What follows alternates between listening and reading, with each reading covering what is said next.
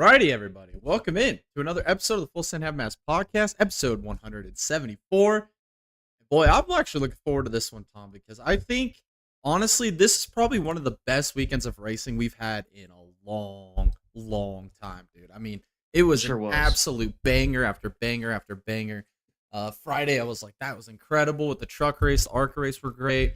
And it just got better, man. Like, even the Indy NXT race on Friday was insane. Then Saturday with the doubleheader with IndyCar and Indy NXT or tripleheader with O'Reilly's, and then Sunday we had the World Endurance Championship at Spa, which is always an amazing race, and then obviously the Cup race with some historic stuff there. So I'm excited for this podcast. We'll talk about all those races with you guys here tonight, as well as our driver and bonehead of the week nominees, and then we'll give you previews for the upcoming races this weekend at Dover, the Cup All-Star race at Dover, and Indy 500 qualifying. Maybe give you guys our front row picks as in accordance to the Indianapolis 500 qualifying this weekend. But first off, Tom's with me on this awesome Tuesday. Tom, how are you doing, man? Oh, I am living La Vida Loca. Not Ricky Martin style. I like women, but other than that, living the dream. I woke up this morning. Yeah, I feel that.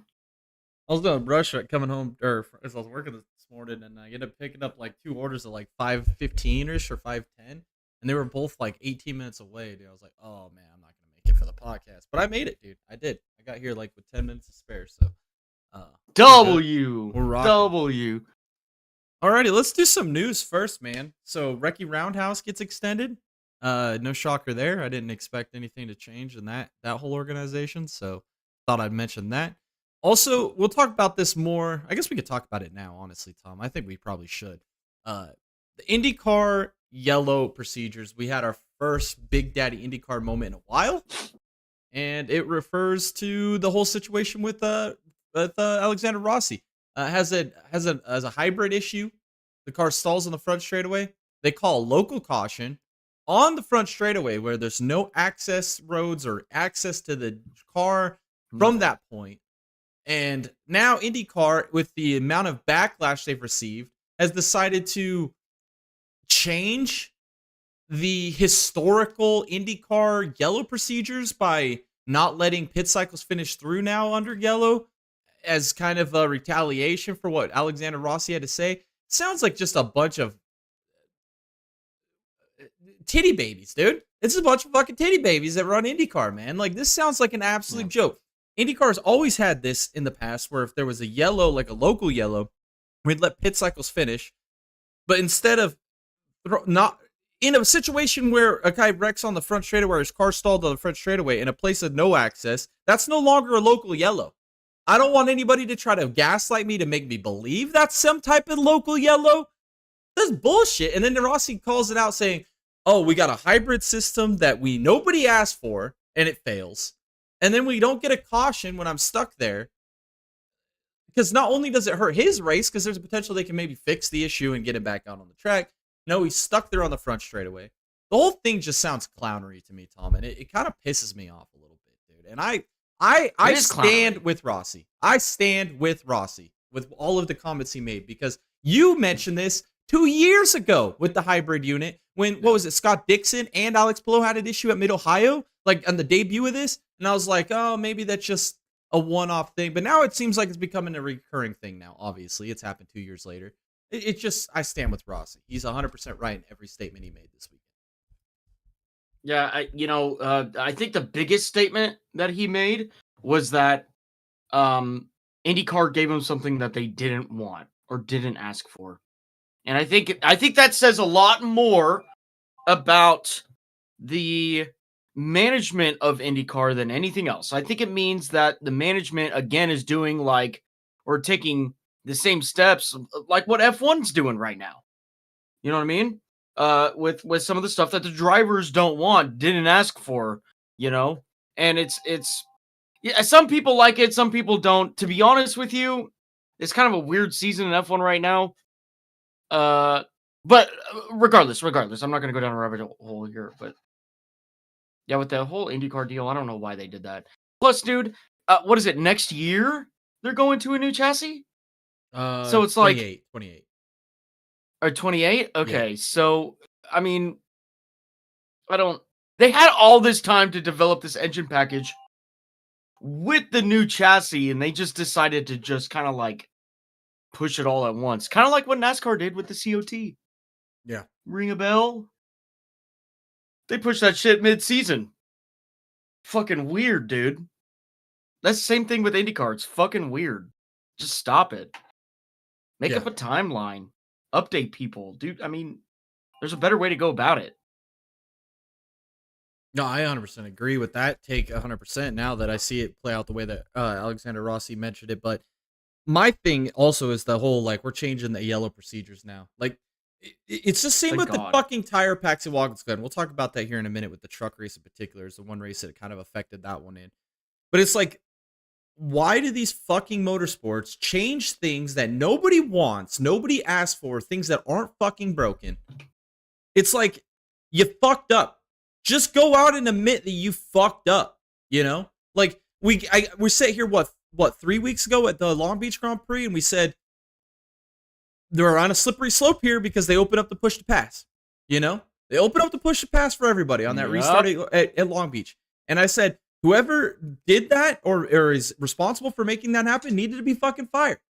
Like, at least they owned up to it. Now we got to fucking have some repercussions and fire some fucking people for making bad decisions. So then instead of recognizing that this is a spot you cannot throw a local yellow at, now we're going to ruin it on all races when we have one car that wrecks or is in a position where he is in a runoff area where the safety crews can get to him and leave it on a partial yellow or a local yellow. And now we're going to see races get fucking ruined, Tom, where people are going to be in the middle of a pit cycle and a yellow is going to come out because IndyCar is so fucking stubborn to not admit that they made a mistake in this scenario and they're just going to change everything now. Like, that's so fucking stupid. Yeah. My first year in IndyCar, I think it was I think it was St. Pete. They did that. They did that where we had a very obvious caution on track, but they let it run. And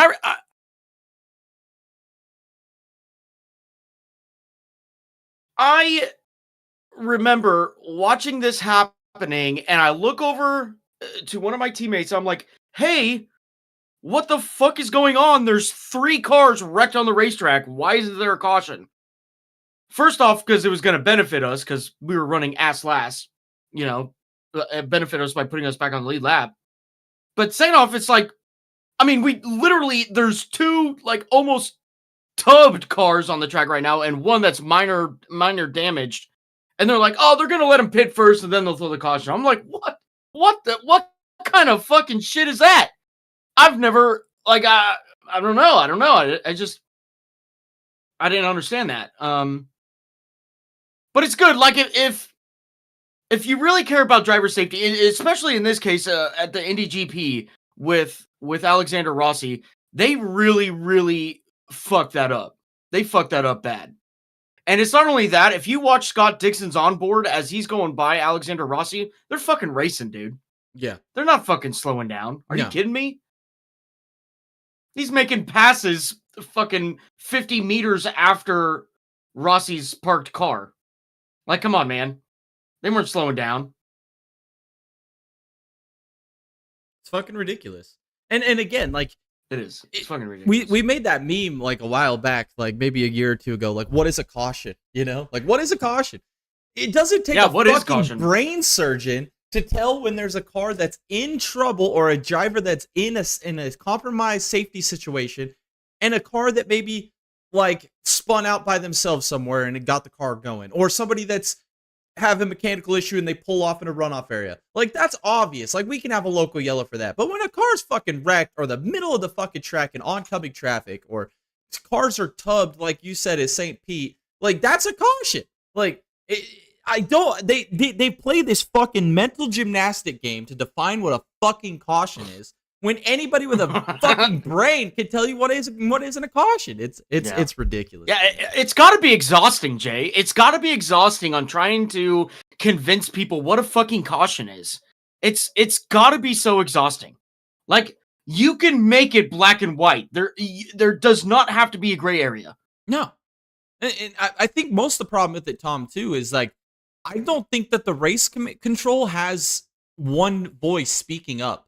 Like, I feel like he's got TV in one ear. He's got other people on other parts of the track watching corners in another ear. We need to have one sole motherfucker making all the yellow and non-yellow decisions. And I will live and die by what decision that motherfucker makes. Because then we have a scapegoat. If he fucks up, he's gone. He fucks up. He fucks up. Yeah, exactly. And you know, and you know what? You could almost put him in a room by himself. Yes, he should be. And just like, he doesn't even need to have earphones. He could just have a speakerphone. Yeah, you know, like give him 8 monitors. What else would he need? And just let him sit by himself. Put two cameras per corner. Yeah, and a start finish line and a pit road. That's what you need. That's all you need. That's all you need. Yeah. I mean, it's not that fucking hard. No, first off, it's not that hard. Second off, how we have to sit here and describe it is asinine. The degeneracy of this racing, well, not this racing series, but just the degeneracy of this world right now, asinine.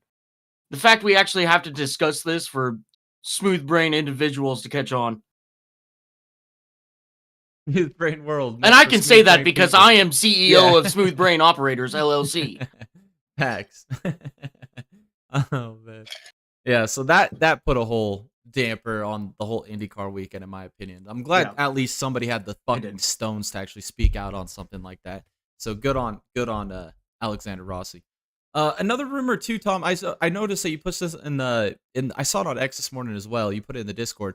But the rumor with Max to McLaren, that surprised me 100% when I read that. I thought it was fake at first because wasn't it 2 days ago? I forgot to put it in the Discord. I should have posted it when I first saw it, but I was busy at work and I was like, I didn't get a chance to post it.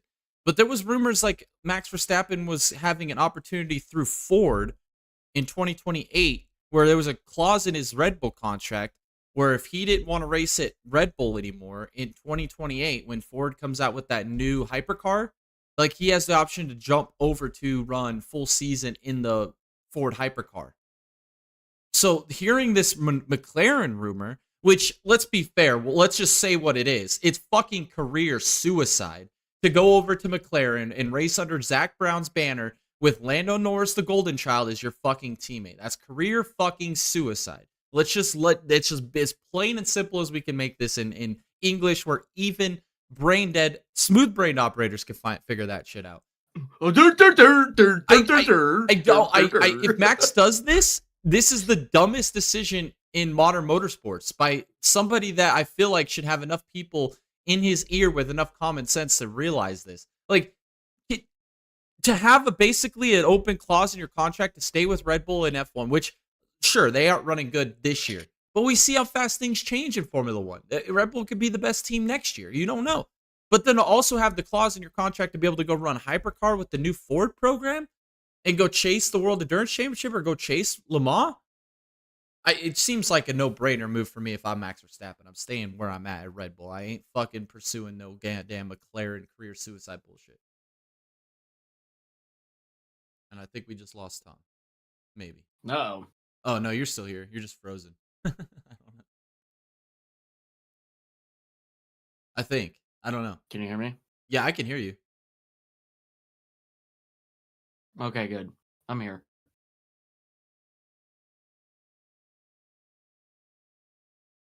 Can you hear me? Yeah, you're good.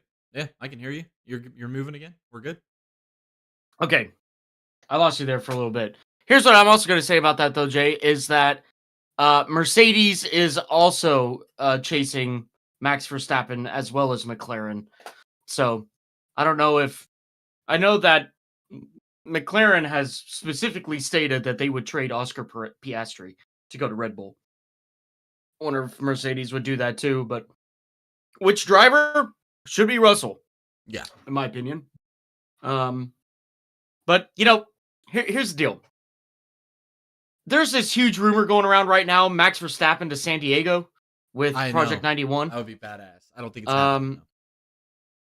I mean, I hope it does. I hope it does happen because, oh my God, could you imagine a Ross Chastain, a Connor Zilic, an SVG, and Max Verstappen lineup? Oh, dude, I might shit. just drive to San Diego to go watch. Dude, I will too, bro. I might actually do that. And that's all the way across the country. I might do it. You know, I would. But 100%. Max can go anywhere and do good.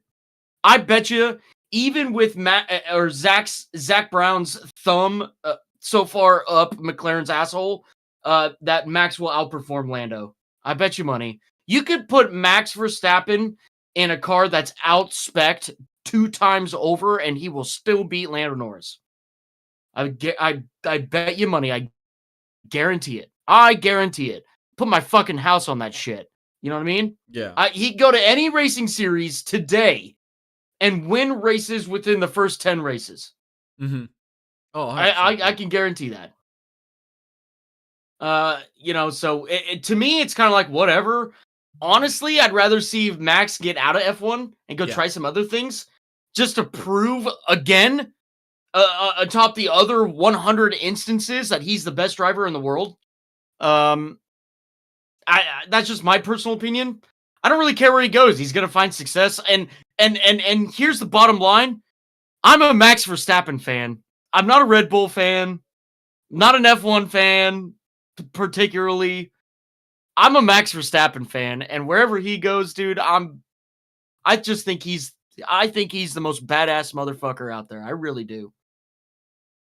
Who do you think could win the Triple Crown first, Max Verstappen or McLaren? Come on, dude. You know the answer to this. Oh, that's funny. Alrighty. This is another one I saw too. I think this is fucking hilarious. You're gonna have to talk more into what you were saying before we started the stream, but Gucci to Alpine is primary sponsor.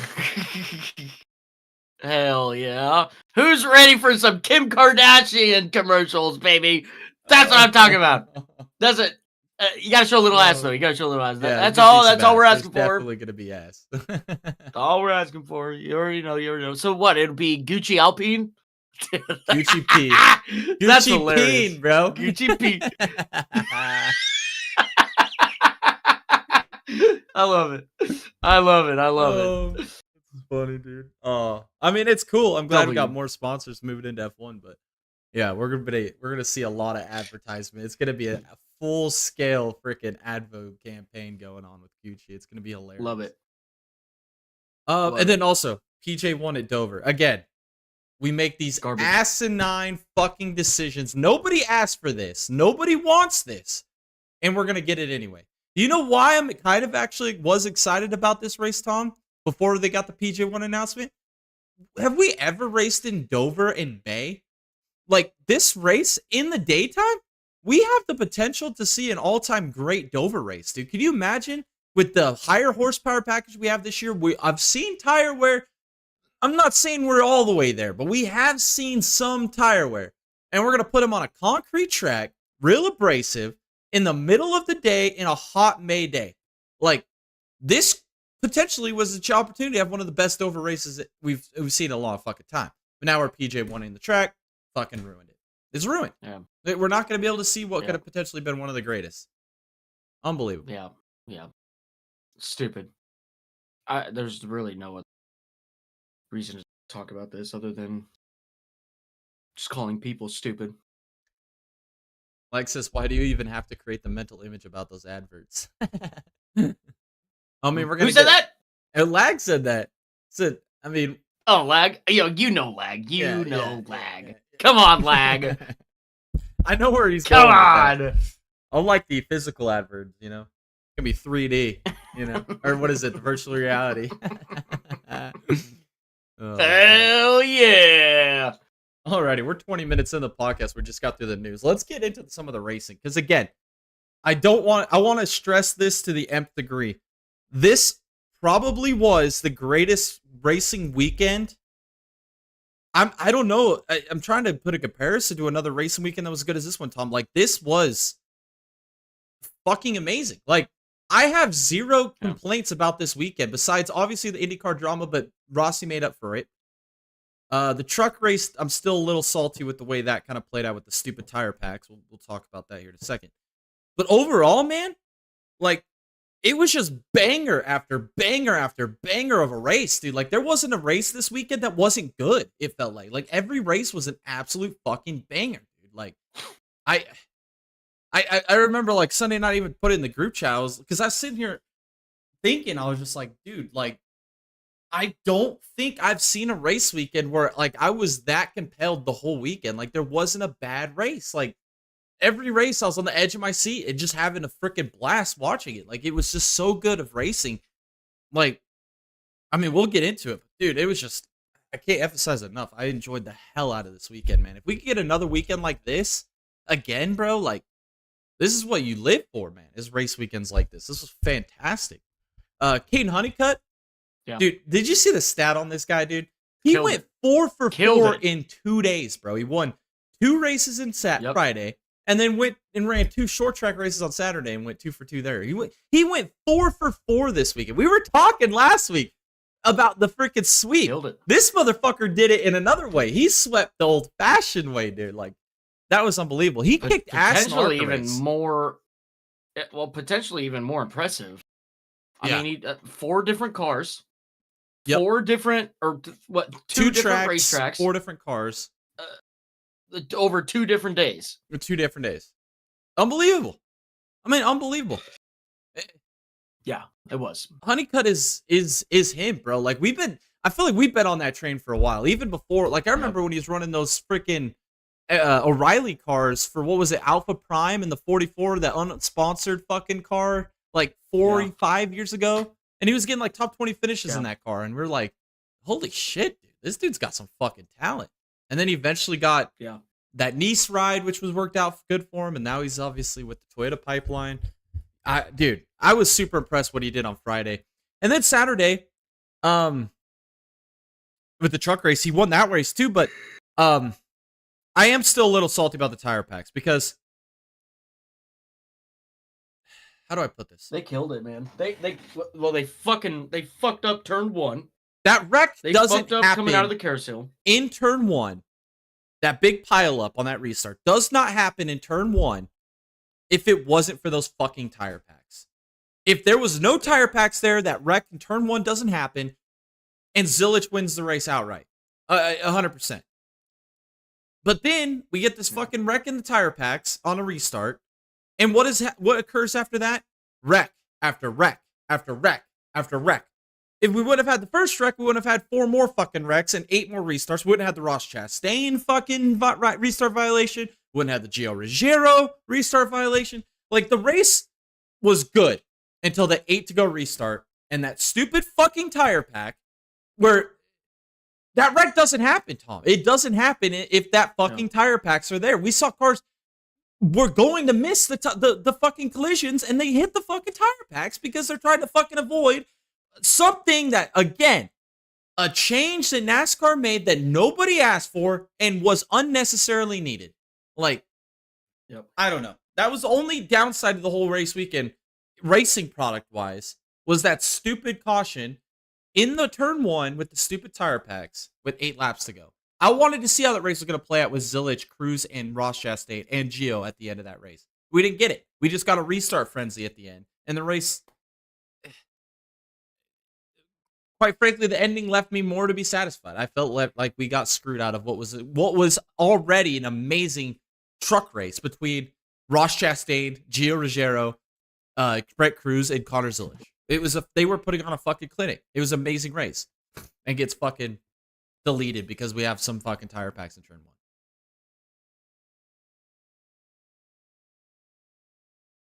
1. Mm-hmm. I mean, I'm a lot meaner about it. I think they're just a bunch of fucking retards, but that's just me. Oh, man. And then the restart violations got me too. Like, yeah, did you see the beginning of the Cup race? I'm just going to cut ahead here real quick. Yeah, go ahead. We're talking about the Ross Chastain ordeal. the start of the Cup race, did you see Michael McDowell go all the way underneath SVG at the start of the race? Yes. Completely changed his lane and then went all the way back out to set up for turn 1. Yes, I did see that. Where's the restart violation in that? I also saw SVG pass 2 cars on one of the late restarts before the start finish line, and they didn't call that either. So it's like, what the fuck was going on? Like there was multiple situations like that. What's the deal? Like, why didn't they, like, if they weren't going to call it, why didn't they let us know ahead of time? That's what confuses me. We're talking about what's a caution, but then we run into this shit where it's, what's a restart violation? We can't even figure that shit out. Yeah. This is all in one weekend, by the way. Well, and the Ross Chastain one and the Gio one both make zero fucking sense to me because the camera angles were shit. Let's just be honest. And but it's fucking Fox. Fox terrible. Fucking sucks. The CW did a way better job at showing the restart zone than what Fox did. But if you look at the fucking angles I saw on Fox, there was a painted line. It was faded, but it was painted, and then they had another painted line, and then another painted line. If I'm Ross Chastain, I'm coming up to that restart. How the fuck am I to know which painted line is the fucking restart zone? There was no clear indication. So Ross Chastain, I understand it's a black and white rule. You got to call it, but the lines, there's too many fucking lines. Why do we have 4 painted fucking lines indicating all these restart zones? It's unnecessary. And then the Gio one kind of pisses me off a little bit because his wasn't even intentional. He was pushed. Like he was the control car. He slowed the field up to go on the restart zone, and the guy behind him just pushed him into the fucking before the restart zone, and then NASCAR calls him on it. I'm like, and then he goes to the radio. He's like, "How the fuck is that a restart violation? I was slowing up to go in the restart zone, and the motherfucker pushed me." And I'm like, part of me says yes, don't slow up because that's like basically a jackrabbit restart, which I think is basically chicken shit. So I could see why he put himself or how he put himself in that situation. But again, it's like, what are we fucking doing, dude? Like, what is a restart zone? What is a restart violation? What is a caution? Like there's so much bullshit going on in motorsports, dude. I typically have just the race replays playing while we're on our podcast, just for me to look at. After stage 2, Sammy Smith did the same thing. Yeah. Michael McDowell did. Yep. I do remember that. I do remember that. Yes. Yeah. And I said it even when that race was going on. I was like, what the fuck was that? So then when McDowell did it, I didn't think anything about it because I saw it the day before. And then, and I'm like trying to go back in my brain. I'm like, I remember. Yeah, but if you're going to call it once, you have the line to call it. Exactly. So fucking call it. Call it. Yeah. Yeah. No, I'm with you. I remember, what was it, a couple years ago when it was in the Championship 4. Was it Hosen Karsavar in the truck race at Phoenix? Where he moved down at Phoenix. Moved down below the fucking apron before they crossed the start finish line. They gave him a restart violation. Didn't pass anybody. Didn't gain an advantage. They gave him a fucking penalty for that. I know what you're talking about. It might not have been Hosen Karsavar, but it was one of the 4 championship contenders that year. I know what you're talking about. I almost want to say that was a Cup Series. But it might have been Cup Series. I'm trying to remember. I know it was one of the. It wasn't like the last restart, but it was one of the last restarts. It was like. Yeah, I remember. It might have been fucking exactly Corey Hine. I'm not sure. I'd have to go back and watch so many blood. But still, my point is proven. Like, what the fuck are we doing, dude? Like, I don't know. I really don't. I don't know. So that the ending of that truck race definitely put some sour taste in my mouth. But other than that, dude, it was some good racing rest of the weekend. The Indy NXT race on Friday was an absolute fucking banger, dude. Like, this race was insanity. I mean, we go into turn 1 and fucking Alessandro Di Tullio is your pole sitter. He absolutely just misses turn 1. He buries himself in traffic. And then we just have absolute just shuffling for positions for the lead. We got people running each other off track. I mean, it was absolutely nuts. And then they start going over the radio like, rain is in the area. Rain is imminent. It's going to hit. And we're like 7 laps in. And I'm like, and Lockie Hughes is leading the race, doing a great job controlling it. And then the rain comes in. We got to bring him in because we don't have live pit stops in Indy NXT. We've never had that. So they have to bring him in. 5-minute red flag, get all the red tires put on the track or on the cars. And then it just proceeds to be an absolute banger, dude. I think Nikita Johnson drove from like 12th up to the top 5 at one point towards the end of that. And then Enzo Fittipaldi, man. Holy shit, dude. What a drive he put together. Lockie Hughes was doing everything he could to defend. I don't know what Enzo found at the end of that race on the wet tires, but it just suited his driving style perfectly. Like, he was doing crossover switchbacks. I did kind of dislike what Lockie Hughes said over the radio because he's making these aggressive blocks and he's putting Nannini in these, or not Nannini. We'll talk about Nannini in a second. I don't know. I know that just popped in my head. But he's putting Enzo in all these compromised situations in defense, which, sure, fair enough. You could do that as a leader.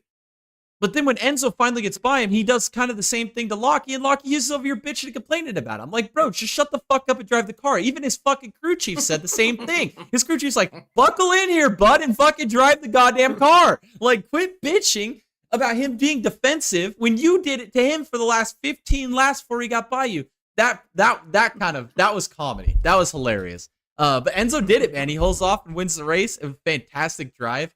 I think Nikita Johnson had the drive of the race in that race because he fell back into the 20s and drove all the way back into the top 5 and really kind of solidifying himself as that championship favorite right now. And which is surprising because coming into the season, we thought, oh, it's going to be Lockie Hughes. Oh, it's going to be Miles Rowe, James Rowe, like the guys that have been there the last few years. And it turns into like Nikita Johnson and Max Taylor have been battling for this championship. So I thought that was interesting.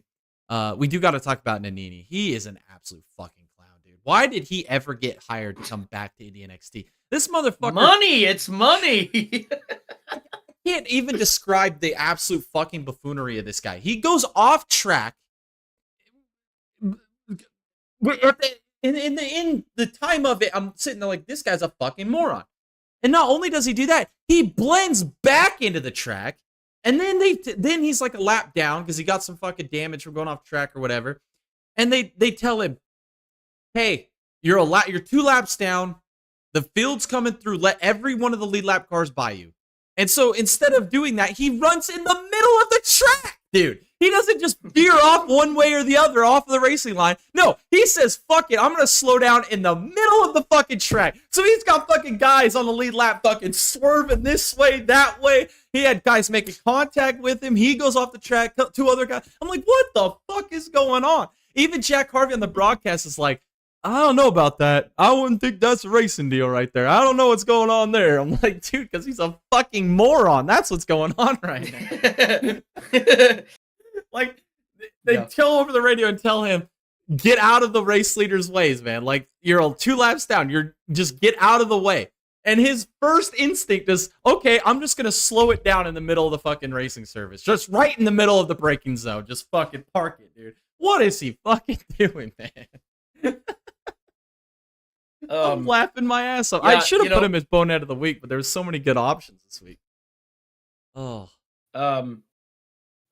Lag and I, we've been talking about Lord Ragathunian, Raguthanen, whatever his name is. Yeah. But I swear that's Nannini reincarnated, dude. I swear to God. Dude. I swear to God.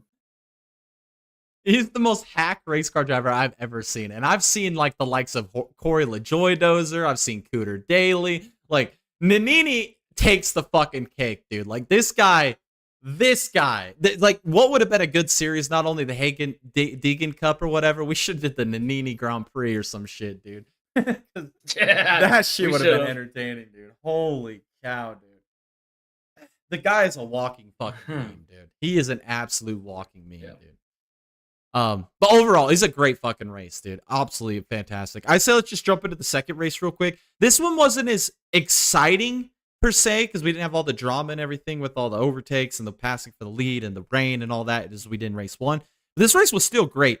Timek, what did they start calling him on the broadcast? They call him Timmy McCow or Timmy Chow or Kachow, Timmy Kachow, whatever. I don't know. I can't say his fucking name. It's like Timek Coochie Man. Yeah. Timac Coochie Man. Coochie Man, yeah.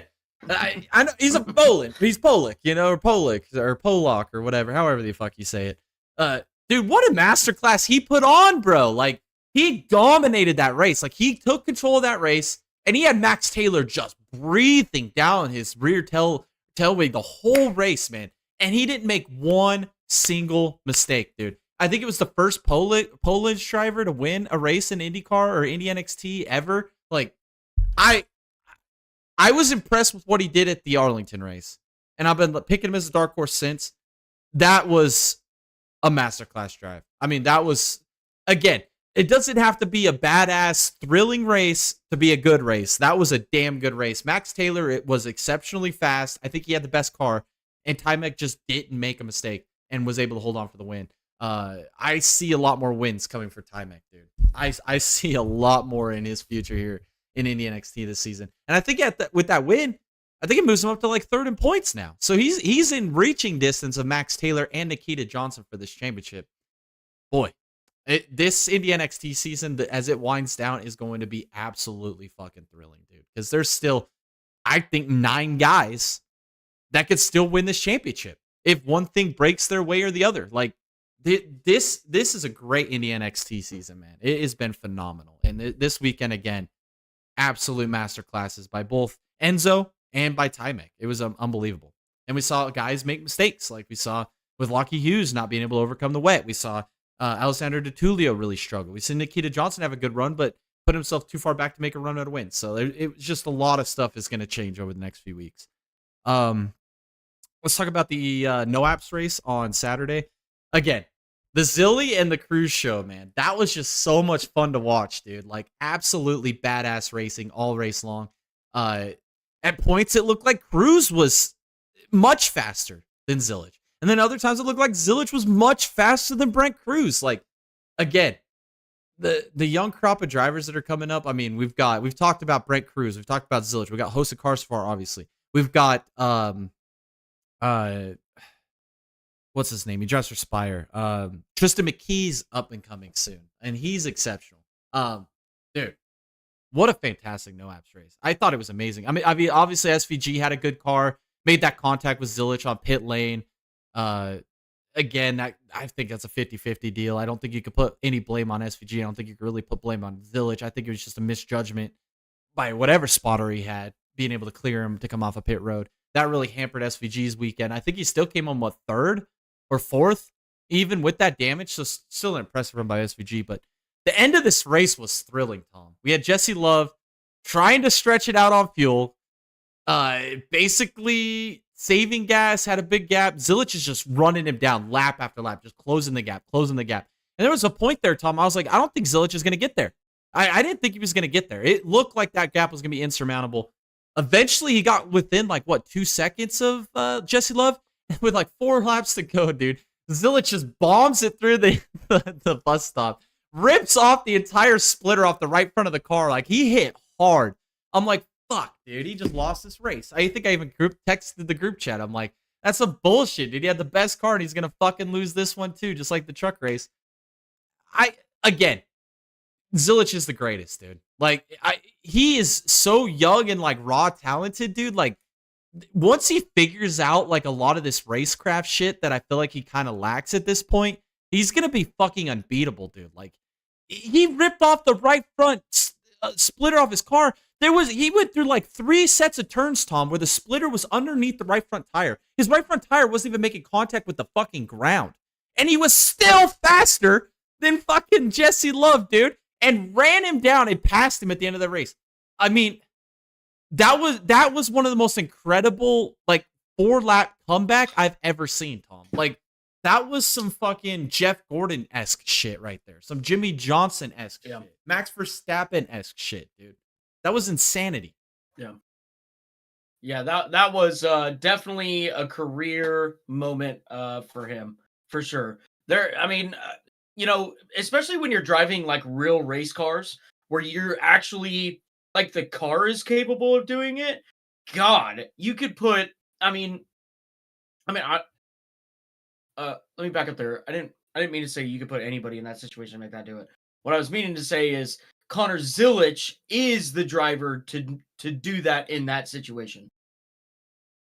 But again, like you go from Xfinity racing to Cup racing, and it's just a completely different story because of the cars. Yeah. These cars are just so damn good. Yeah. You could just sling those Xfinity cars, man. The whole race, dude. There was moments where I think when I watched the O'Reilly's race, one thing I noticed, Tom, and I didn't really see anybody else do. I saw SVG do it a little bit in the Cup race. I didn't really see him do it a whole lot in the O'Reilly's race, maybe a few times. But Zilic was the only guy that I could notice visibly on the track going through turn 1 on the inside of the curbs. Like, he never went above the curbs. Like, the way he got into the corner, he was able to just roll through the center with so much speed, and then he would just kind of grab that curb with his right front tire, and then you would see the rear end kind of kick out a little bit and grab the curb with the right rear or the left rear, and then he would just fucking launch off the inside of that curb and continue going. Everybody else was just like kind of getting that left front tire on that curb, and then they were kind of hopping it a little bit and then trying to use their right side tires to kind of shoot them back off the curb.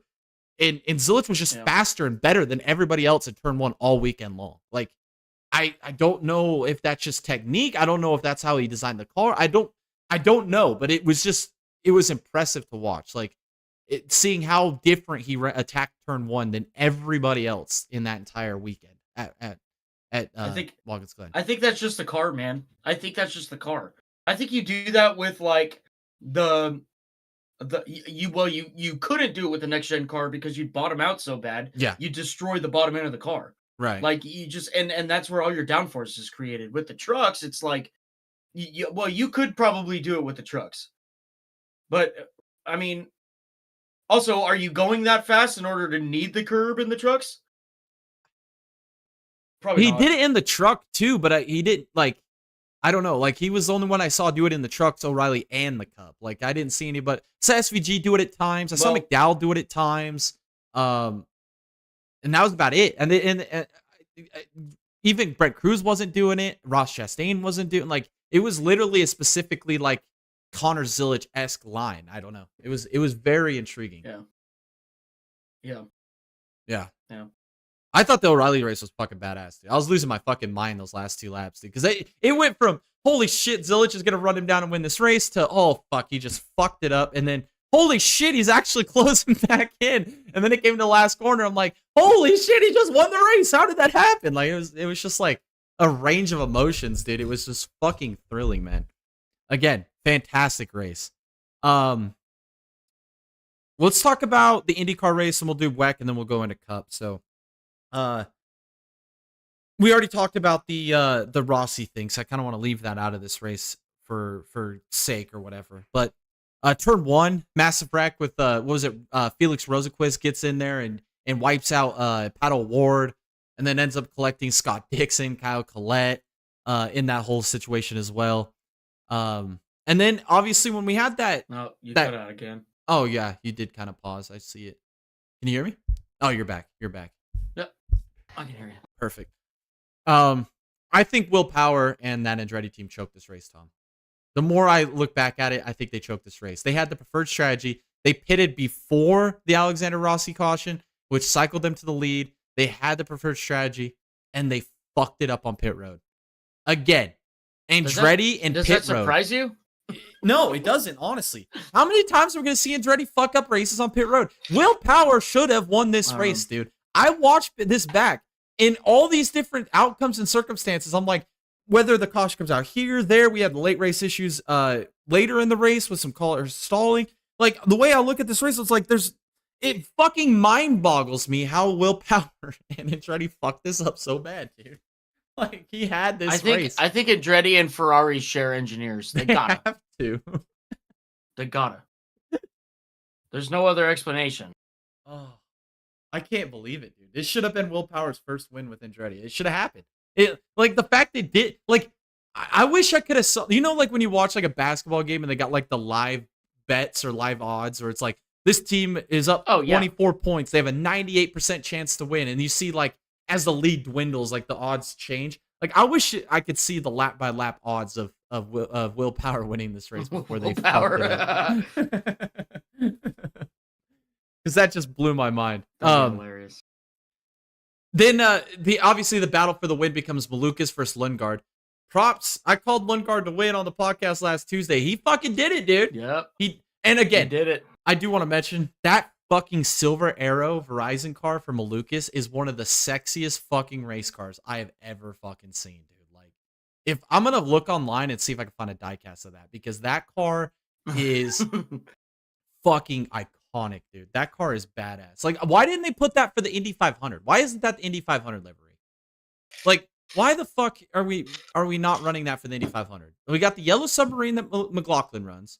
Why are we not running the silver bullet as well? That's frustrating. You're the best paint scheme I've seen in a long time, and we're running it at the Indy GP. I don't know, but Lundgaard, man, again, I think it's a 3-horse race for the championship, Tom. I think we've gotten to that point of the season where it feels like it's Kirkwood, Palou, or it's Lundgaard. You know, which one of these three are going to be able to put it together long enough towards the end of the season to win this championship? I don't see the championship coming from any other driver than those three, Tom. I feel like we've got it decided now. I feel like it's the mono battle now. Yeah. Yeah. Mm-hmm. And then I did nominate this guy for Bonehead of the Week. We have like 4 laps to go, and Santino, I guess he was having some issues mechanically, or maybe he had some tire deg or something. But Mick Schumacher, dude, just absolutely fucking licked that stamp and sent it, dude. He just absolutely killed Santino. He actually killed it. He like you know what? Up and coming drivers, take fucking note. That's how you fucking do it right there. That's how you get her done, son. Put that in a book. That was fucking awesome, dude. I was because I was watching the end of that race, and I was just because there was nothing going on. Obviously, Lundgaard had the race won. There wasn't really any more passes throughout the field. It was kind of that battle for 10th, and there was like a few guys battling for it. Like I think Ericsson was in that mix. Kirkwood, I think, was in that mix. There was a few of them. And then fucking Mick, dude, just absolutely out of turn 7, just drives right. The onboard for Ferrucci's the best because Ferrucci's just driving, and you just see like the wheel get like you didn't see it like do this, but you saw like the car kind of get light, you know, and it's like you could see him kind of pick up in the cockpit. Next thing you know, he's just fucking backwards, and you see fucking Mick just bounce through the grass behind him, just barely missing. I'm like, this is a fucking cinema, dude. That was hilarious, dude. That was. And then he gets the time penalty at the end of the race, which was for avoidable contact. I'm like, well, you know, fucking shit, that was avoidable contact. He just straight up, it looked like they were 2-car tandeming at like Daytona back in the mid 2000 or the early 20 teens, dude. Like, that was fucking hilarious, man. That cracked me up. Oh, good for Mick Schumacher. I agree, man. I agree, dude. Good for him, dude. Man. Get his pussy wet a little bit. You know what I mean? Yeah, get it nice and lubricated. Get it warmed up for somebody else for next week. Yeah. Oh, man. All right, I do want to briefly touch on the World Endurance Championship race.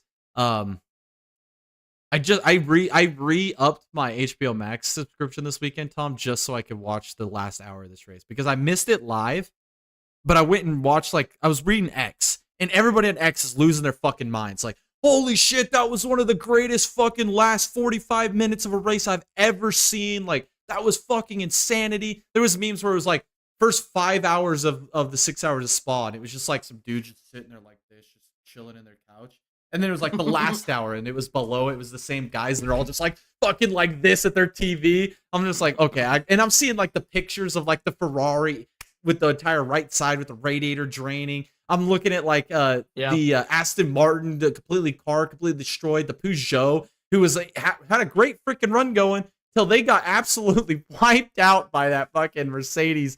Dude, that's the first wreck I have to talk about. That Peugeot was having a freaking race, a race winning strategy, like a legitimately good race. Right in the first 4 or 5 hours of that race, we're doing a fantastic job. The number 79 Mercedes, I don't know who the fuck was driving it. It's irrelevant at this point. But he's going through that little inner loop there towards like the final like sector of the track. and he kind of like steps on the curb a little bit, and looks like he's gonna do one of those lazy spins to the left, right, Tom?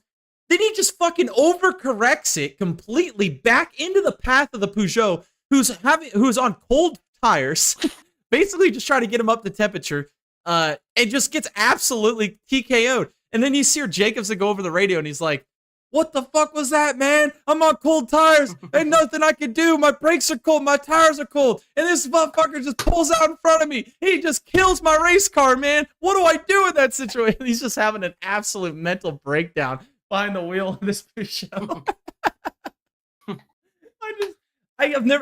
We see guys do the overcorrect a lot, but that was just like, it looked like a lazy spin to the left, and the next thing you know, the car just fucking accelerates back into the lane. I'm like, what's going on here, dude? What is happening?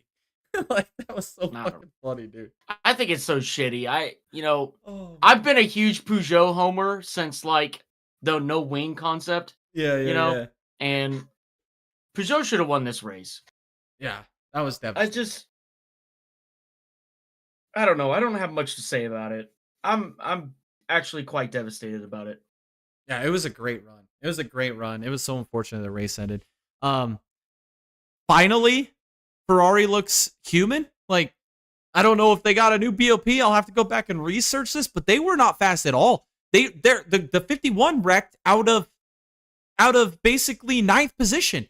And the funny part about this, they never got a good fucking camera angle on this. They got the onboard with the Ferrari. They got an onboard with the BMW, but we never got the onboard with the, what was it, the Aston Martin, or was it it was the Lexus? That's what it was.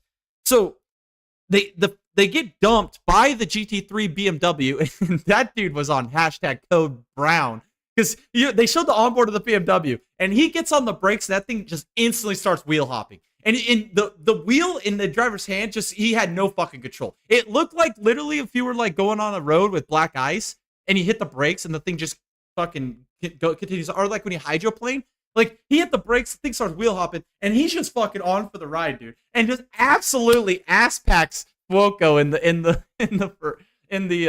Pierre Guidi was driving the Ferrari at the time. Absolutely ass packs him. And I guess the Lexus, we never got a good onboard of it. But apparently after the Ferrari's sitting sideways, the Lexus just comes in and fucking big willies the Ferrari right into the door.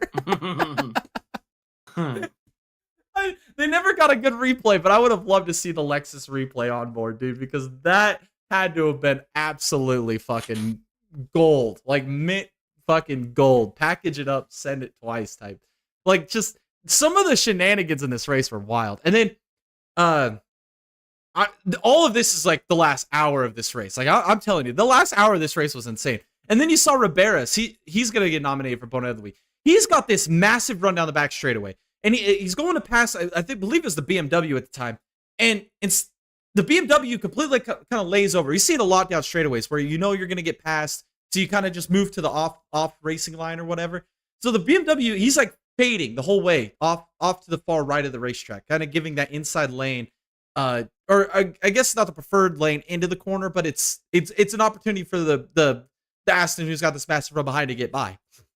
So he starts fading all the way to the right. And then Riberas is just coming up so fast. I don't know if he just misjudged his closing rate, but he decides to go to the right side of the BMW, who already was against the outside of the track, against the grass, and just fucking drives it off into the grass. And then he like drives it back onto the track, and he's got so much wheel into it trying to get it back left onto the racetrack. He just TKOs the wall of the left front.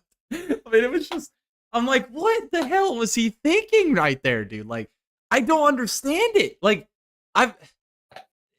how did he not see what the situation was in front of him with the car fading to the right? Like, why did he continue to follow and try to pass on the right? There was just fucking grass there. He runs over the fucking Repco sign or Total Energy sign or whatever it was. Like, that was just boneheaded as hell, bro. Like, and I like Alex Riberas. Like, when he was in IMSA running those GT3 cars, he was carrying that team most weeks. Gets this opportunity in hypercar, and he does this. Like, this was stupid, Tom. Like, I don't even have any words for this. It was so dumb. Oh, man. Rip. And Aston was good in this race. Like, they actually had pace. Like, they looked legitimate. Yeah, they did. They were running what? Top 4, top 5 the entire time? You're running with BMW in this race. You were running good. Like, yeah. It was crazy. Yeah.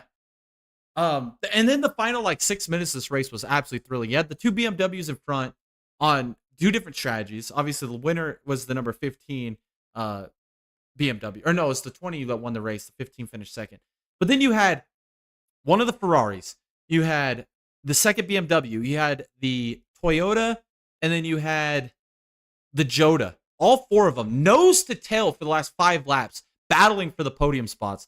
And Kobayashi, man, I wish that Toyota had more fucking pace in it, because I was waiting for some of that Rolex 24 Kobayashi magic, dude. I thought we were gonna see it there. He was closing up on that Ferrari so fast, dude. He's going to rip the outside. I'm like, dude, we're about to see some Kobayashi magic over here in Spa, brother. And the car didn't have the pace, man. They fucking, whatever they did to this Toyota, they fucking nuked it to the ground, dude. It is just,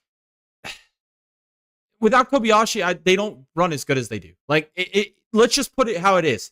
Kobayashi's carrying this fucking team right now. That car is dog water. It's dog shit. And I feel bad for him. I don't know what else to say, but I want to see Toyota back running competitive again.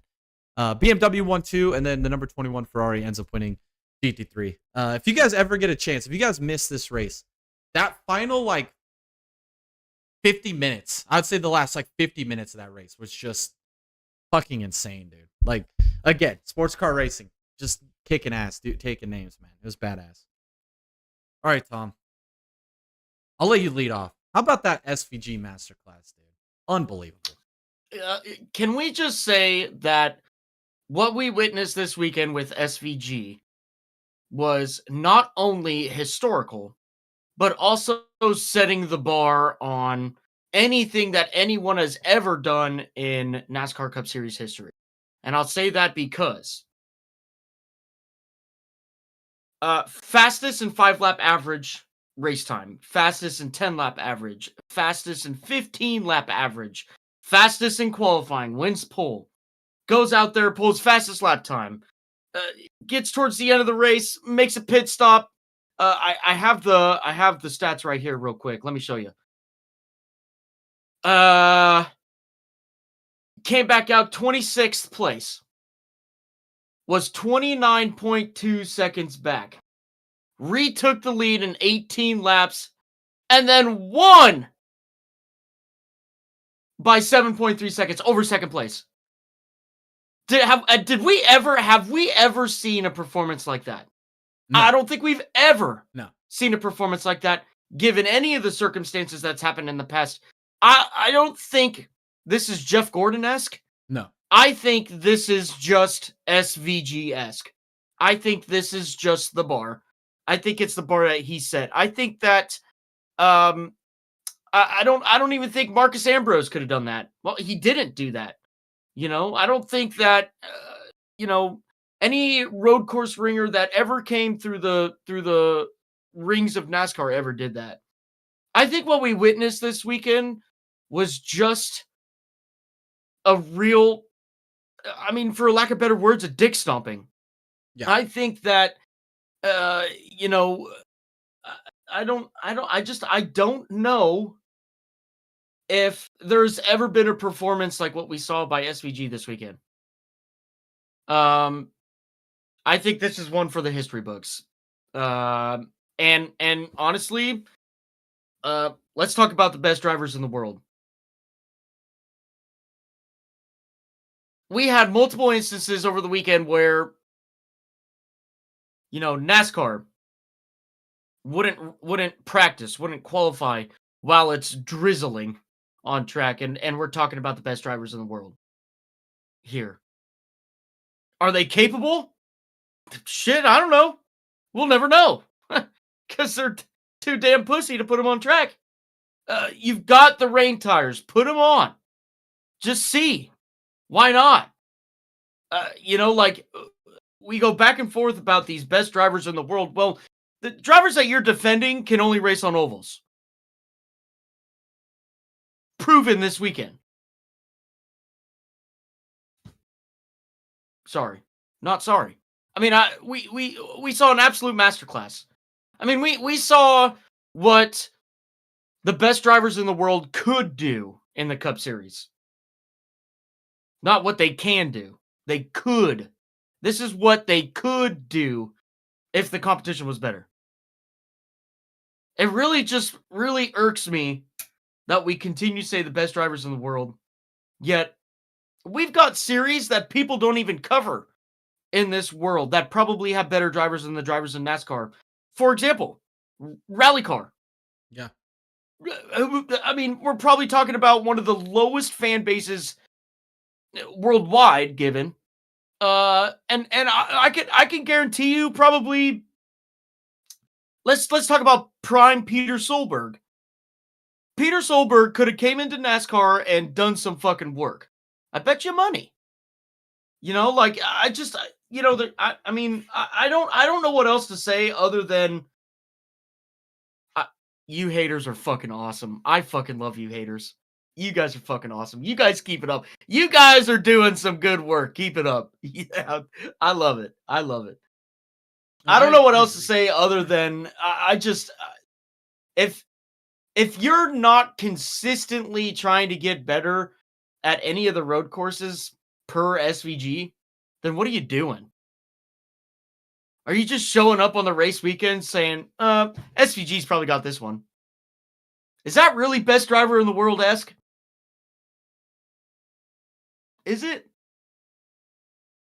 Because that's, the announcer said that a lot.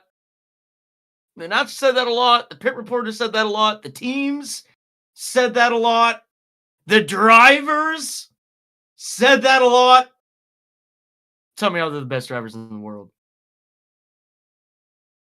I think there's only 2 drivers in the Cup Series right now that can actually compete with SVG on a road course.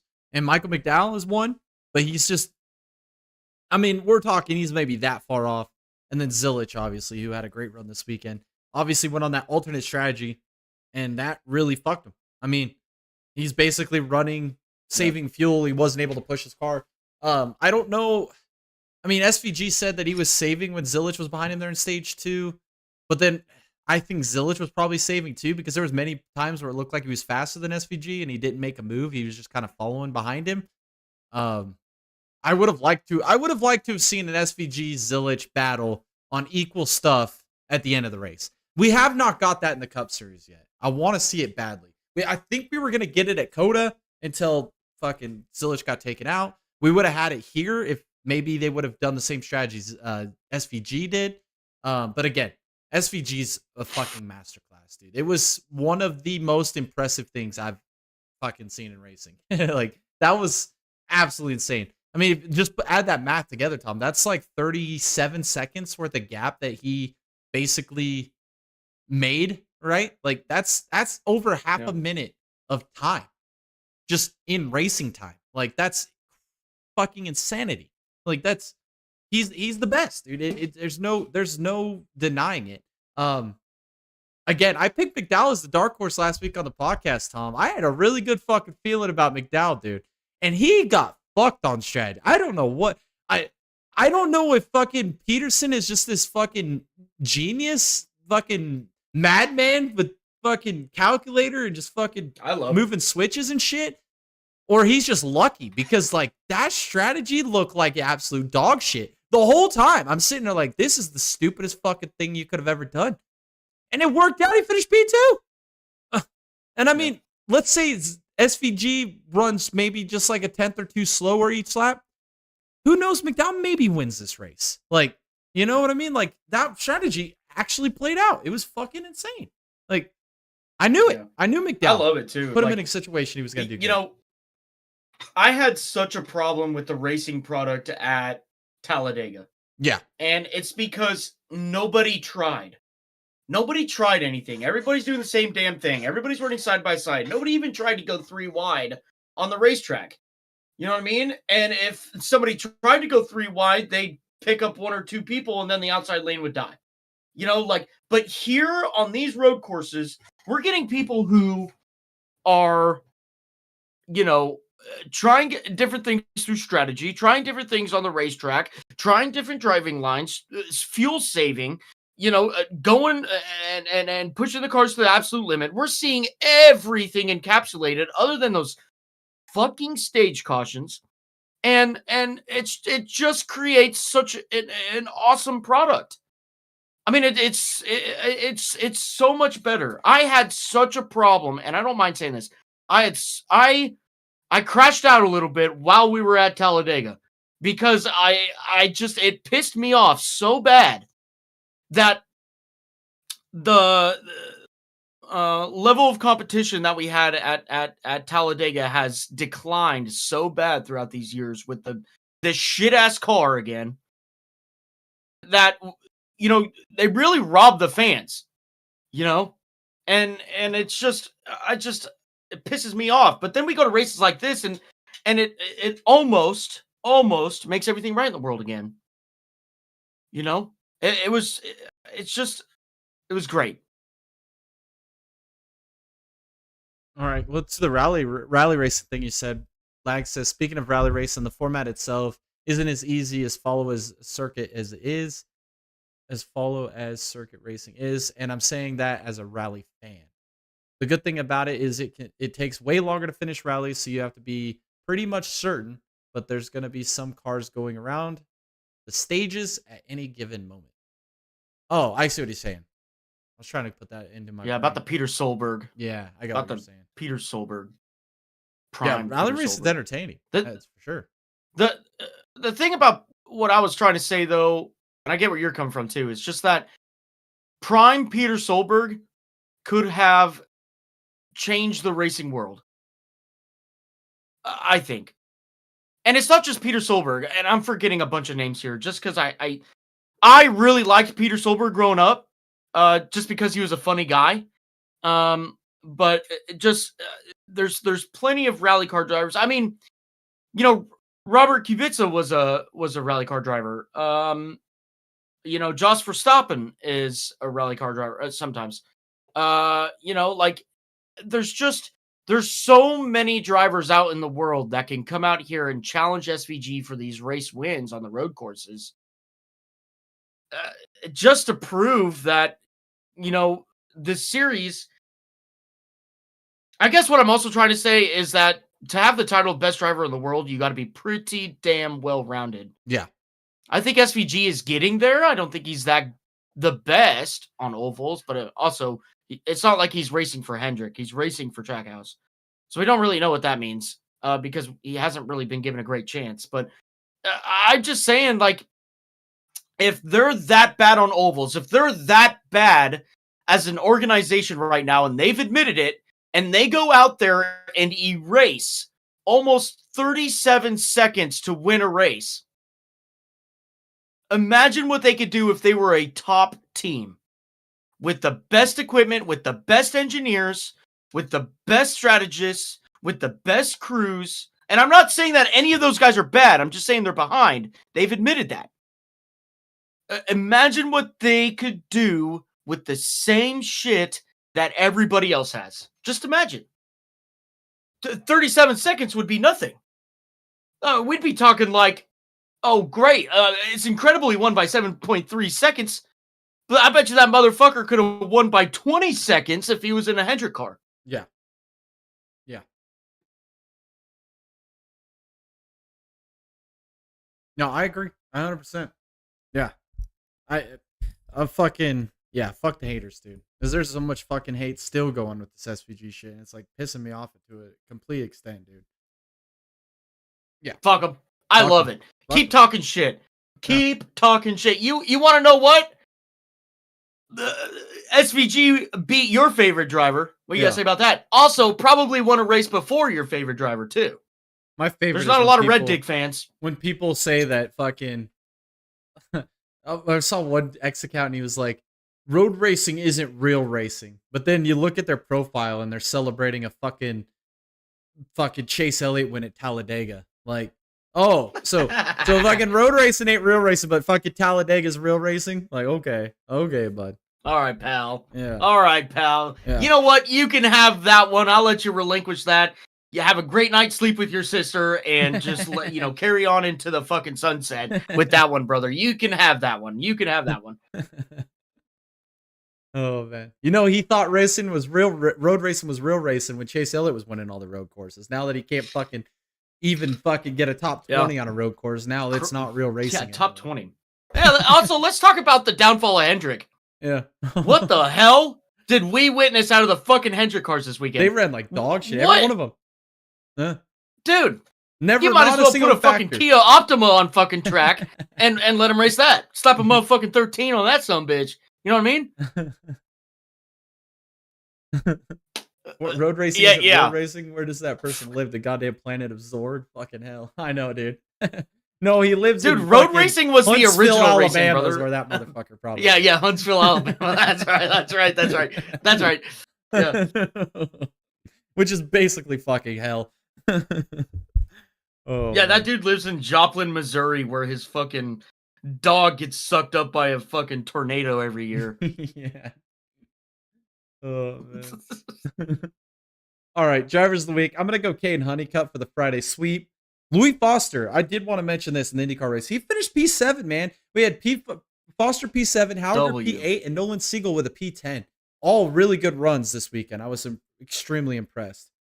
And then, obviously, I got to throw Michael McDowell in there. He's getting a lot of hate. I mean, the fucking KFB rumors are going rampant. Everybody's calling for fucking McDowell's seat, you know? Like, dude, McDowell's still McDowell, dude. Like, obviously, moving over to fucking Spire wasn't the best decision he could have made. I think he could have stayed at front row and Michael McDowell could have been running that team in 5 years. But maybe they didn't offer him that. So maybe he has that at Spire. Who knows? So, but we saw real Michael McDowell. Spire is his end goal because that's where he's going to retire. You know, he's probably making twice as much money at Spire, and he probably realized this was probably his last contract signing, and he's probably okay with that. I mean, he's getting old, man. Yeah. He's getting old, and he's had a great career. And he's got a wife, and he's got kids, and he's got things going on outside the racetrack, man. Like, I'm pretty sure he probably signed that contract to say, hey, I might retire after this. It's probably a good chance. And to be honest with you, I don't blame him. I don't blame him, man. He's had a great career. He's had one of those careers where he consistently proved himself to try to get a top ride, and he somewhat made it there. He's content with that. I feel like he's content with that, and that's something to be proud of. I'm proud of Michael McDowell. He came from nothing to something of a something. Yeah. You know what I mean? Like that's something to be very proud of. He should be proud of himself. And dude, just the way that he turns around teams, because Spire wasn't running as good as they are right now without Michael McDowell. I guarantee you that. I guarantee Jose Carsfar is not winning races and competing in the top 5 without Michael McDowell in that program. We just look at front row, for example. Front row was up to the point where they were contending and winning races. And now that he's gone, they ain't winning shit. They downgraded. They regressed extremely. So I think Michael McDowell, he should be proud of that too. Yeah. Yeah. Everywhere he's gone, he's made up better. Yeah. Yep. All right. Boneheads of the week. Ross Chastain with the restart violation.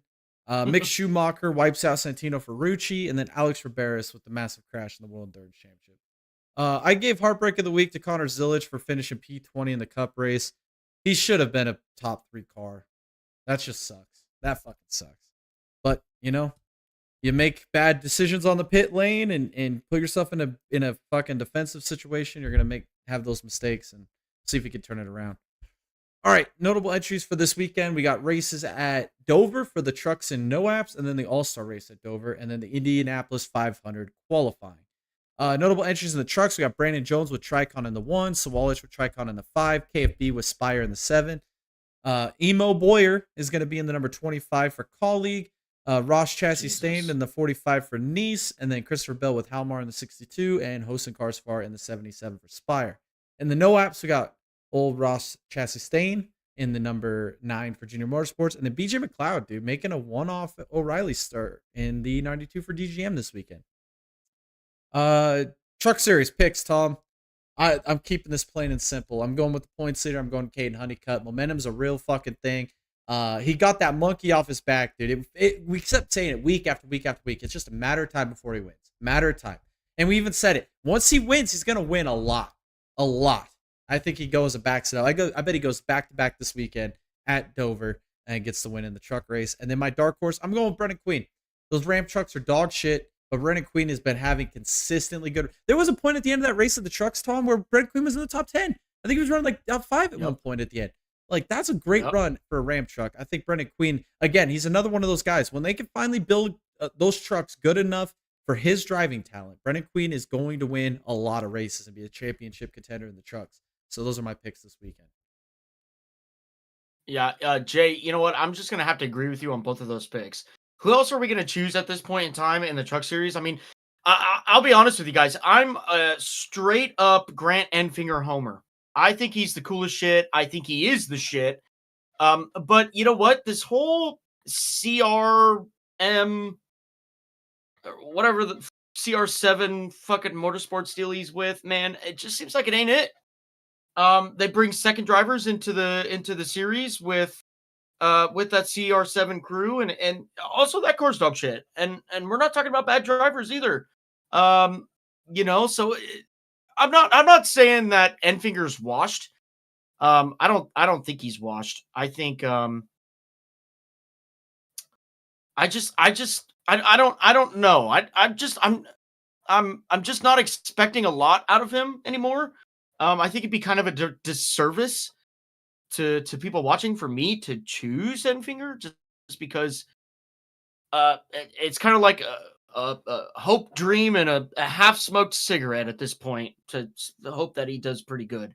Damn, I love the dude. I think he's great. I just don't think he's there at this point in time. I don't think it's mostly his fault. But the Honeycutt and Queen ordeal right now is just what's hot. But I believe the hype. I believe Honeycutt is the real deal. I think that him leaving Nice was the best thing that ever happened to him. Because he's in a Tricon truck now, right? Yeah. Yeah, that's what I thought. Because he switched over, went to Hallmar, and then Tricon this year. And then with Queen, man. I mean, you just can't deny it. That guy's a fucking racer, man. That guy is the shit. And what a sham that whole Ram race for the seat ordeal was. Yeah.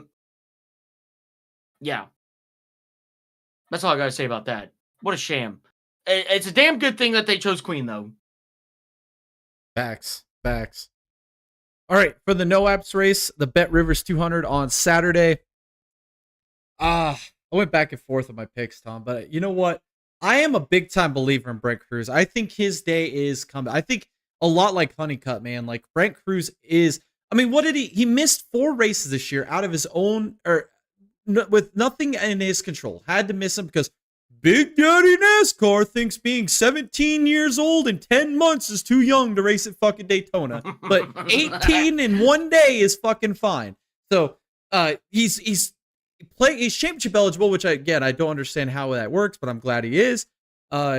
He's climbed himself up into the top 10 in points, Tom. He's having every race he runs is the top 5. I mean, he's going to win a race here anytime soon. Brett Cruz is he is the real fucking shit, man. There's like a handful of fucking drivers that I'm like, these are the future of the fucking sport, and Brett Cruz is on that short list for sure. So I think he gets his first career win this weekend. My dark horse, I know this isn't really a dark horse pick because he drives for Junior Motorsports, but if you remember, I think maybe it was his second start in the series. Was it 2 years ago? When he was in that 88 car before Zilich took it over the year after. Had that freaking Dover race won. Had it fucking won. And then we had late race restart after late race restart after late race restart. And eventually he just fumbled on one of those restarts and lost the race. I'm looking at Quapple this weekend. I think if anybody out of the Junior Motorsports stable can win other than maybe an Allgaier, I think it's going to be Quapple this weekend. I'm watching him. I think this would be a redemption story arc for the ages, where he almost won his first race in one of his early starts, come full circle and get his first career win this weekend. That's why I'm going to pick him as a dark horse. I think it's going to be a great race at the front of the field. I'm going to choose for a favorite. I mean, I don't really have anybody I'm like super excited about except for one guy in the Xfinity series now. I'm just going to choose Allgaier because just whatever. The only guy I'm really pulling for in Xfinity nowadays is Sieg, Ryan Sieg. I think he's the most badass motherfucker out there on track. What he's doing with that race team, a homegrown race team, picking up great race finishes. I do think that him running the Chevrolets this year has hurt him a little bit. I think he was doing a lot better with Ford. But maybe the writing was on the wall because we're seeing it now. There's been no Fords racing. Ford is pretty much dying in the Xfinity series now. Maybe he saw the writing on the wall. I don't know. But other than that, I don't know, man. But I'm still top Ryan Sieg fan. I'm Ryan Sieg fan number 1 right here. I think he's great. Alrighty. I'm excited for the O'Reilly race. O'Reilly's Dover is going to be just freaking badass. It's going to be a must-watch race. It's going to be exciting. Sunday. We've changed qualifying in IndyCar, Tom, and it took me fucking 30 minutes of reading that qualifying format to understand how the fuck this works this year. Because obviously we don't have bump day, the historic bump day, because we only have 33 cars in the field. So they ultimately decided to increase your pole shuffle qualifying now, where it's like 15 cars are eligible for it, which makes fucking zero sense. In my opinion, I think only the top 6 cars should run for the pole. How many times have we ever seen a car qualify fucking 11th, make a run at the pole? It never fucking happens. So why are we adding these guys to the pole qualifying? It makes zero fucking sense, dude. Like, I feel like we should set rows 3 through fucking 11 on Saturday, and then Sunday we take the top 6 and run for the pole, and that's how it should be. But I don't make the decision. I don't make the rules. For my Indy 500 qualifying front row, I'm going with a lot of the storylines because we saw it last year, Tom. What we saw, obviously, with Prema on the front row, with fuck, I'm already blanking his name. The 83 car. Yeah, blonde-headed little short fucker. Yeah, the Israeli. I can't remember his fucking name. Yeah. I'm blanking on it. It'll come to me tonight when I'm rolling in bed. But he qualified on pole. Then we also had Takuma Sato on the front row last year. We had good storylines, right? And that's kind of how I feel with what we're gonna see in qualifying this year. The one guy I think will take the pole this year, Tom, and I'm honestly I want to look at the betting odds on it because I think that they've got to be probably a pretty good bet to take. He's in the exact same car he ran last year, qualified on the front row last year. I think he potentially wins the Indy 500 last year if a few things would have broke his way there towards the end with strategy. I think Takuma Sato had the best car last year in the Indy 500. I don't see anything different. Exact same car, exact same team. Everything's lined up the exact same way. Same rules, regulations. Everything's the same. I think Takuma Sato takes pole this weekend for the Indy 500. My front row, I can't leave out a Penske car. I threw it back and forth in my head. I'm like, which one's going to be the one that gets on that front row? I'm going to go David Malukas. I think Malukas is going to be on the front row this year. He ran really good last year with the AJ Foyt racing team. It seems like a redemption arc story here for Malukas. He's kind of on that fringe championship battle. I know I kind of counted him out when I said my top 3 earlier with the championship battle, but I think David Malukas is going to be that guy that puts that thing on the front row for Penske this year. And then who's going to start in the outside front row? I'm going to take Pat O'Ward. I don't see a world or a scenario where we don't see at least one McLaren on the front row. I just don't see it. And if we're going to have one on the front row, it's not going to be Siegel. It's not going to be fucking Lundgaard.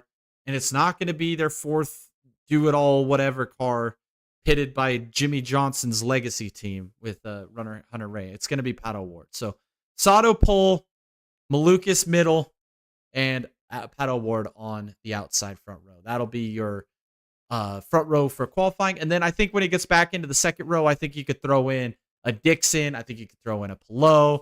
Both of the other Penske cars be on that mix for the Fast 9. Maybe another one of the McLarens. I don't feel good about the Andretti cars. I don't feel good about the Rahal cars. I could see maybe one of the Jaya Rival cars maybe making the Fast 9. But that's kind of what I'm looking at front row and maybe who's going to be successful in qualifying this year. When it comes to Indy 500 qualifying, it's a little weird because in the past we've seen people related to the people running the speedway to having really good qualifying runs.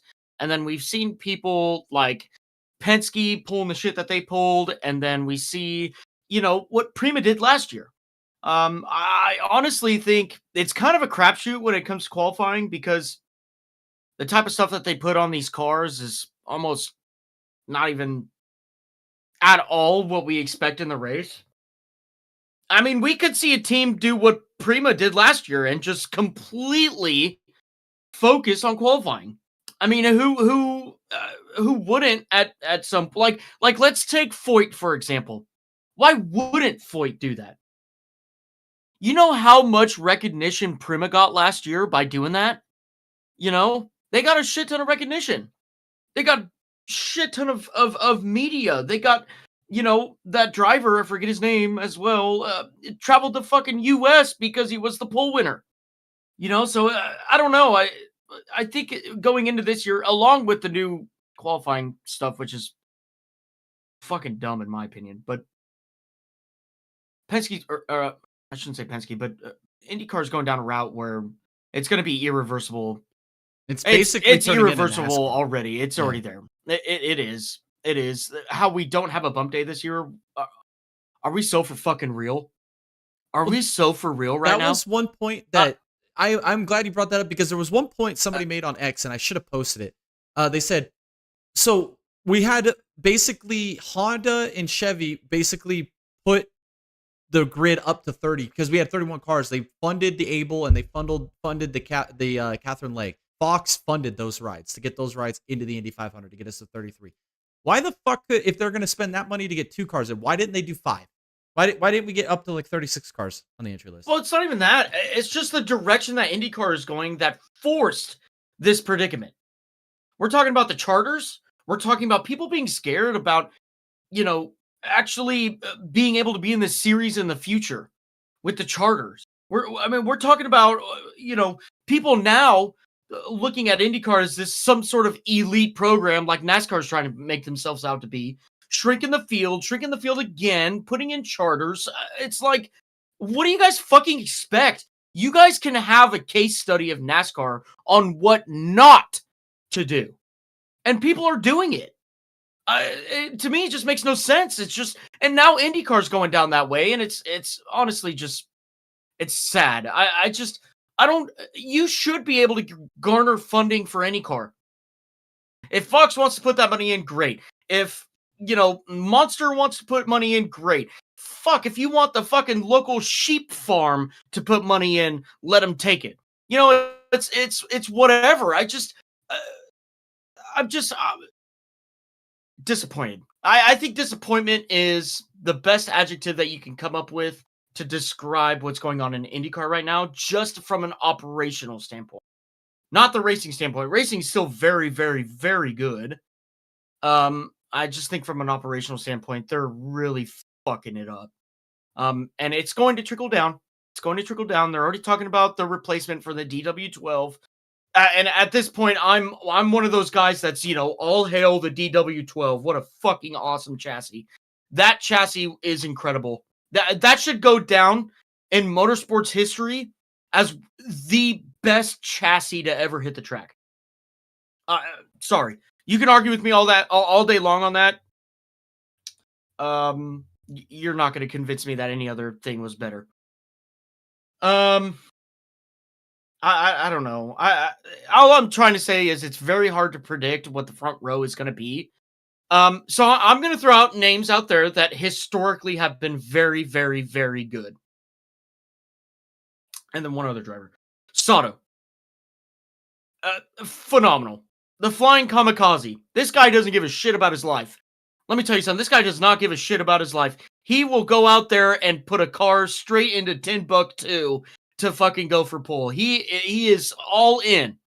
All in. Takuma Sato will always be that guy to get everything out of the vehicle that he can. I think he's going to be on your front row.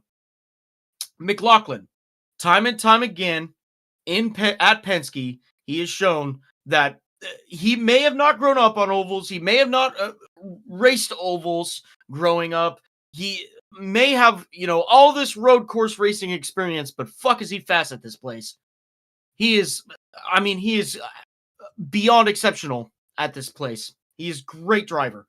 And then I think with some of the past performances, and I'm just going to say it, Pelot doesn't have a lot of per se IndyCar racing experience as some of the others at the Indy 500 in the field, of course. But when you're talking about somebody who just has that, he has it, whatever it may be, I think you find Pelot at the front of anything at any given time. Those are my three guys for the front row. I'm going to go out on a limb. I'm going to say McLaughlin's going to win the pole. I think Pelot P2, or no. I think Sato P2. I think Pelot P3. And then once you start going into the back rows, I mean, you're going to have a Penske, or you're going to have Penske in there. You're going to have Ganassi in there.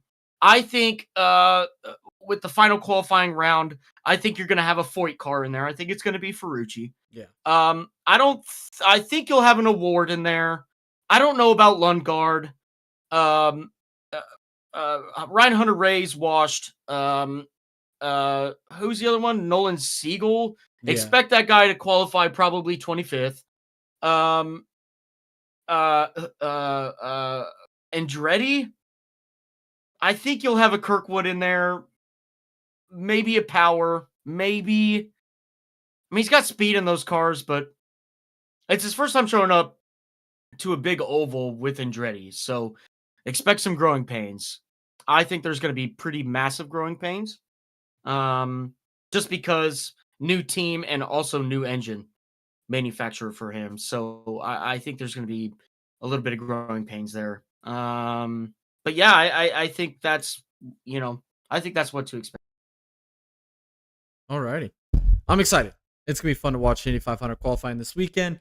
Also this weekend is the NASCAR All-Star Race. Don't even ask me what the format is or how any of this dog shit works. I think it's going to be an absolute fucking clown show. Honestly, Tom, I just wrote picks down. I don't really honestly give one flying fuck who wins or loses this race. So with that being said, I'm going to just ignore my fucking picks. I'm going to take fucking Zilly to win. I'm taking McDowell as a dark horse because fuck it. That's why. That's who I'm pulling for this week. SVG is a dark horse. Fuck it all, dude. That's what I'm saying, man. Like, I intentionally left that blank. Honestly, I just I don't know, dude. I don't know. Like, I don't know. I think at this point you could probably say, like Jeff Gordon and Catherine Legg, and you'd be on point. Who fucking knows? I honestly, I don't know. I mean, who do I want to win? Who do I think win? Okay, so if you're gonna ask me, if I got 1 second to respond, who's gonna win the All-Star race? I'm gonna say Blaney. Who's gonna dark horse? Who's gonna be the second best? Chase Briscoe. Fuck, dude, I don't fucking know. I don't know. This whole, who knows, dude? PJ1's gonna fuck up this whole track. I don't know. I just.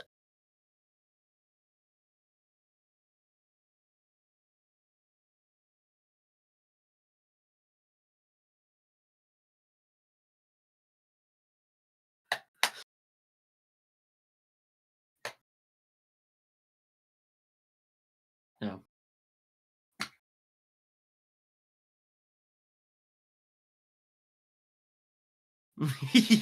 yeah, it says so. Yeah.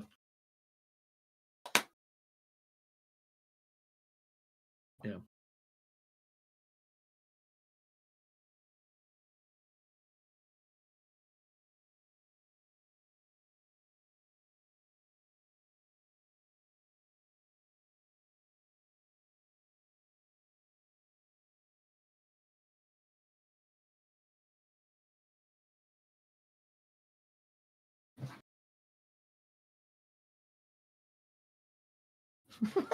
Hey, your mic changed inputs, by the way.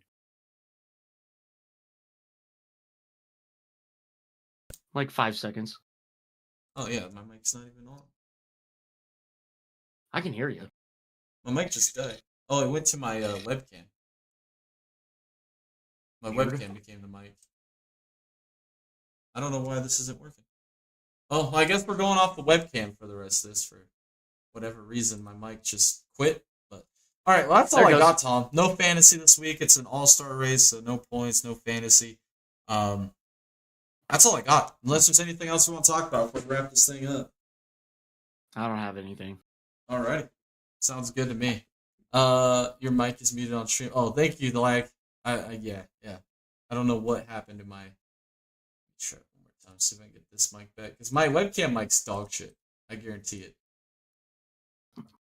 Solo cast. Hello. Yeah, should work now. Good. Alrighty. Thank you guys so much for watching. Lag. Good to see you in the chat, man. I've heard worse mics. To be honest, it's good enough.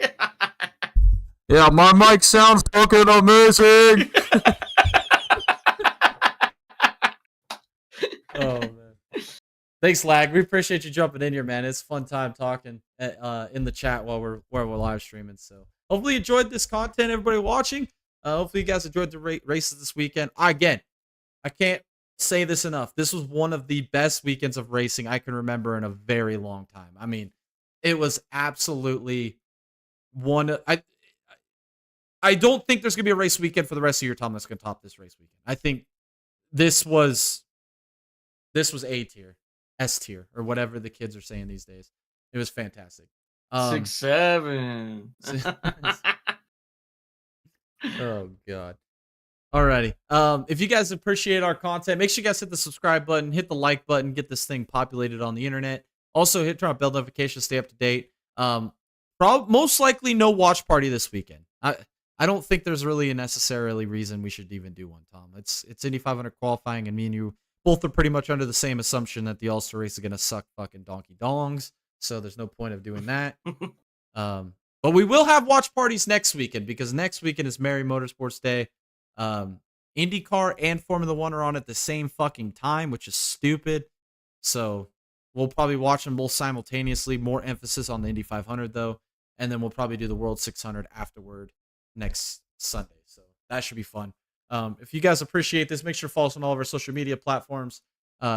If you guys want to join the best motorsports community on the internet, it's right here on our Discord. That link is also in the description below. All the drama, rumor, memes, news, whatever it is, motorsports related, for all motorsports around the world, it's right here. If you guys have news and motorsports related topics you guys want to post, feel free to do it. We love it when you guys do that. We interact with you guys every single day. Also, if you guys want to support the boys, there's one other way you can. There's a link in the description below to our merch store. High quality merch on the low price. All those proceeds help us make this type of content for you guys every single week since we're not monetized on YouTube. So we really appreciate you guys. Thanks for tuning in. And with that being said, we'll catch you all in the next one. Have a great rest of your week.